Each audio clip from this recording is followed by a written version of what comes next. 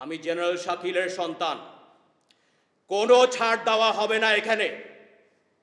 16 বছর এতিম হয়ে ঘুরেছি, শরীরে সেনা রক্ত, এখানে কোনো কম্প্রোমাইজ হবে না। There will be no ifs or buts. এদের বিচারের আওতায় নিয়ে আসতেই হবে।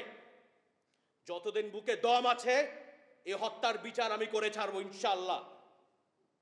যুদ্ধে যেহেতু আমরা নেমেছি, ইদার মরব বা বিজয় হব। আমি শহীদ জেনারেল শাকিল আহমেদ এবং শহীদ নাজিম আহমেদের পুত্র। প্রথমে আমি বিডিআর কমিশনকে ধন্যবাদ জানাতে চাই রিপোর্টটা প্রধান উপদেষ্টার কার্যালয়ে পেশ করার জন্য। এর আগে আমি কিছু ইতিহাস আপনাকে সংক্ষেপে বলতে চাই। একটা বড় কারণ পিলখানা হত্যাকাণ্ডের জন্য হচ্ছে বড়ইবাড়ি এবং রৌমারীর যুদ্ধে। তখন আমার বাবা রংপুর সেক্টর কমান্ডার ছিলেন এবং ওই যুদ্ধে ভারতের বিরুদ্ধে লড়াই করে বিজয় হয়ে এসেছিলেন। তখন থেকে আমার বাবা জেনারেল শাকিল ভারতের কাছে একটা টার্গেট হয়ে দাঁড়ায় যায়। বাবা যখন বিডিআরের ডিজি হয়ে ভারতের আধিপত্যর বিরুদ্ধে লড়াই করতে এসেও বাবা বিজয় হয়ে এসেছিলেন এবং বাবা যখন ডিজি তখন 2007-08 সাল থেকেই কিন্তু ভারত পরিকল্পনা শুরু করে,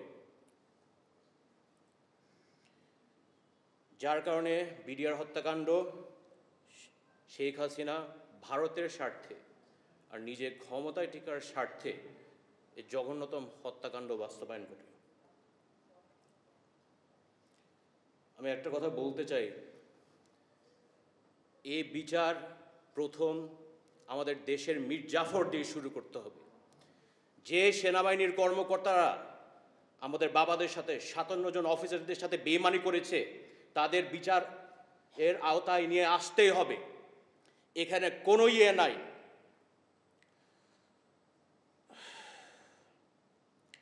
যদি এই মীর জাফরদের বিচার করা না হয় তাহলে কিন্তু ভবিষ্যতে আরেকটা পিলখানা হত্যাকাণ্ড করার সুযোগ রয়ে যাচ্ছে।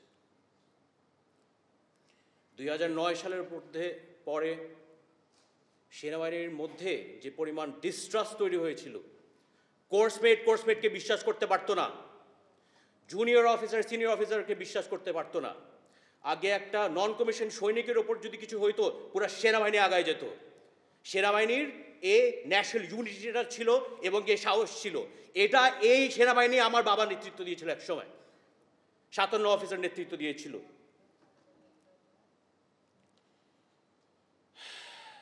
এই বর্বর হত্যাকাণ্ডের শুধু আমার বাবা মাকে নির্মমভাবে তো হত্যা করে তাদের শান্তি হয় নাই, আমাদের পরিবার পুরো নাম খারাপ করতেই লিপ্ত হয়েছে।